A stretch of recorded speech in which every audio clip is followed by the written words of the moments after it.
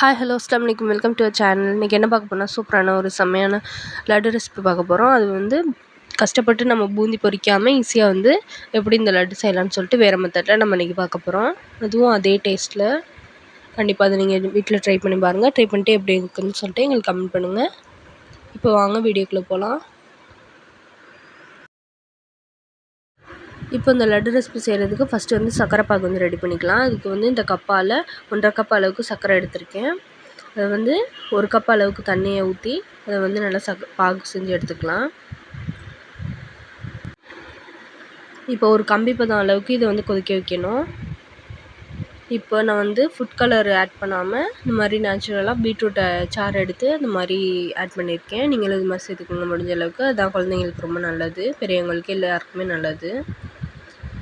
நம்ம முடிஞ்ச அளவுக்கு எந்த அளவுக்கு ஃபுட் கலரை வந்து கெமிக்கல்ஸை வந்து அவாய்ட் பண்ணுறோமோ அந்தளவுக்கு வந்து நல்லது. அதனால நான் வந்து ஃபுட் கலர் அவாய்ட் பண்ணிவிட்டு இந்த மாதிரி சேர்த்துருக்கேன்.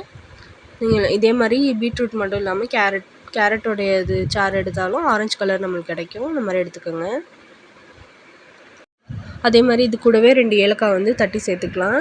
இந்த மாதிரி பீட்ரூட் சாறு யூஸ் பண்ணையில் இந்த பாருங்கள் ஒரு கம்பி பதம் வந்துருச்சு. இப்போ வந்து நம்ம ஸ்டவ் ஆஃப் பண்ணிக்கலாம். இந்த மாதிரி பீட்ரூட் சாறு யூஸ் பண்ணையில் கேரட் சாறு யூஸ் பண்ணையில் அதோட ஸ்மெல் வந்துடும். அதனால நீங்கள் கொஞ்சம் முன்னாடி சேர்த்துக்கோங்க. சர்க்கரை ஆட் பண்ணையிலே லேட்டாக சேர்த்துறாதீங்க. இப்போ லட்டு போட்டு பொரிச்சு எடுக்கிறதுக்கு நம்ம வந்து மாவு ரெடி பண்ணிக்கலாம். நான் வந்து இன்றைக்கி 2 கப் அளவுக்கு மாவு எடுத்திருக்கேன். எந்த கப்பால் நம்ம வந்து சர்க்கரை பாகு எடுத்தோமோ அதே கப்பால் எல்லாத்தையுமே ஒரே மெஷர்மெண்ட்டை பண்ணிக்கோங்க. 2 கப் அளவுக்கு மாவுக்கு ஒரு பிஞ்ச் அளவுக்கு சால்ட் சேர்த்துட்டு கொஞ்சம் கொஞ்சமாக தண்ணி ஊற்றி இது மாதிரி பிணைஞ்சு எடுத்துக்கோங்க. ரொம்ப வந்து தண்ணி நம்ம பூந்தி பொரிக்கிற அளவுக்கு நிறையா தண்ணியாக இருக்கணும்னு அவசியம் இல்லை. மாவு கொஞ்சம் கெட்டியாக இருக்கணும். எப்படின்னா இந்த பஜ்ஜி மாவுலாம் போடுவோம்ல அந்தளவுக்கு கொஞ்சம் கெட்டியாக இருந்தால் போதும். அப்போ தான் வந்து கரெக்டான கன்சிஸ்டன்சி. இப்போ எண்ணெய் நல்லா காஞ்சிருச்சு. இப்போ அடுப்பு வந்து லோ ஃப்ளேமில் வச்சுக்கிட்டு இது நம்ம வந்து நல்லா இந்த மாதிரி போட்டு எடுத்துக்கலாம். கொஞ்சம் கொஞ்சமாக குட்டி குட்டியாக பால் மாதிரி போட்டு எடுத்துக்கலாம். இது வந்து போட்டோடனே கரண்டியை போட்டு கிண்டி விட்டுறாதீங்க. ஒரு நிமிஷம் போல் ஆகட்டும். அதுக்கப்புறமா வந்து கரண்டியை போட்டு எடுத்து விட்டுக்கலாம்.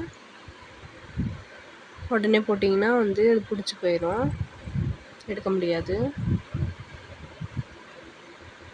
இப்போ வந்து கரண்டி வச்சு இந்த மாதிரி லைட்டாக வந்து கலந்து விட்டுட்டே இருங்க. ரொம்ப வந்து முறுகி போய் எடுத்துடக்கூடாது. லைட்டாக நம்ம போட்ட கலர் கொஞ்சம் லைட்டாக சேஞ்ச் ஆகி வரும். அப்போது வந்து நம்ம எடுத்துக்கலாம். இப்போ இந்தளவுக்கு லைட்டாக கலர் சேஞ்ச் ஆகி வந்ததுக்கப்புறமா நம்ம வந்து எடுத்துக்கலாம் வெளியில். இதே மாதிரி எல்லாத்தையுமே இந்த மாதிரி போட்டு எடுத்து வச்சுக்கலாம். இதை வந்து ஒரு மிக்ஸி ஜாரில் சேர்த்து ஆறுனதுக்கப்புறமா இதை வந்து நல்லா கிரைண்ட் பண்ணி எடுத்துக்கலாம்.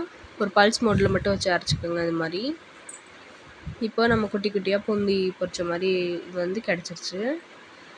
இப்போ வந்து நம்ம எடுத்து வச்சுருந்த சர்க்கரை பாகை வந்து ஸ்டவ் ஆன் பண்ணிக்கிட்டு இதை வந்து இதோட சேர்த்துக்கலாம். சேர்த்துட்டு இதை வந்து நல்லா கலந்து விட்டுக்கோங்க. நல்லா கெட்டியாகி வர அளவுக்கு நம்ம இதை கலந்து விட்டுக்கிட்டே இருங்க.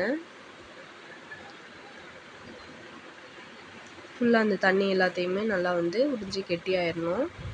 அந்தளவுக்கு இது நல்லா வந்து கலந்து விட்டுக்கிட்டுருங்க.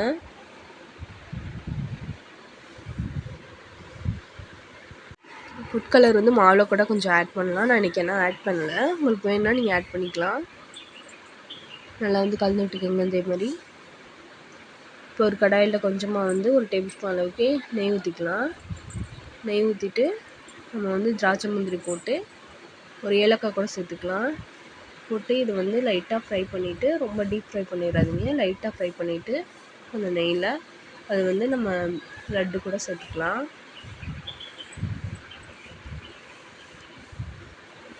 இப்போ ஸ்டவ் ஆஃப் பண்ணிவிட்டு அதை வந்து லட்டு கூட சேர்த்து விட்டுருங்க. இப்போ இது லட்டு கூட வந்து நல்லா கலந்து விட்டுக்கலாம். ஃபுல்லாக நல்லா கெட்டி ஆயிடுச்சு, தண்ணியெல்லாம் எரிஞ்சிட்டு. இப்போ இந்த ஸ்டேஜில் ஸ்டவ் ஆஃப் பண்ணிக்கலாம். ஆஃப் பண்ணிவிட்டு இது கொஞ்சம் நல்லா ஆற விட்டுருங்க. உடனே எடுக்க முடியாது, கையில் பிடிக்க முடியாது. ஆனால் ரொம்ப ஆறி போயிடாமல் கொஞ்சம் லைட்டாக வெது வெதுப்பாக இருக்கையிலே நம்ம வந்து லட்டு பிடிச்சி எடுத்துடலாம். இப்போ இது மாதிரி நம்மளுக்கு தேவையான சைஸில் லட்டு பிடிச்சி இது மாதிரி எடுத்துக்கோங்க. இந்த லட்டு வந்து நம்ம ரொம்ப சீக்கிரமான கொஞ்சம் டைம்லேயே நம்ம வந்து ஈஸியாக வந்து பண்ணிட்டோம். பூந்தியெல்லாம் பொரிக்காமல் கஷ்டப்பட்டு எந்த ஒரு ஃபுட் கலரும் சேர்க்காமல் நேச்சுரலான மெத்தடில் இந்த மாதிரி சூப்பரான ஒரு லட்டு வந்து நம்ம ரெடி பண்ணியாச்சு. இப்போ பாருங்கள், அவ்வளோதான் நம்மளுடைய டேஸ்டியான லட்டு வந்து ரெடி ஆயிடுச்சு. பேக்கரியில் உள்ள மாதிரியே.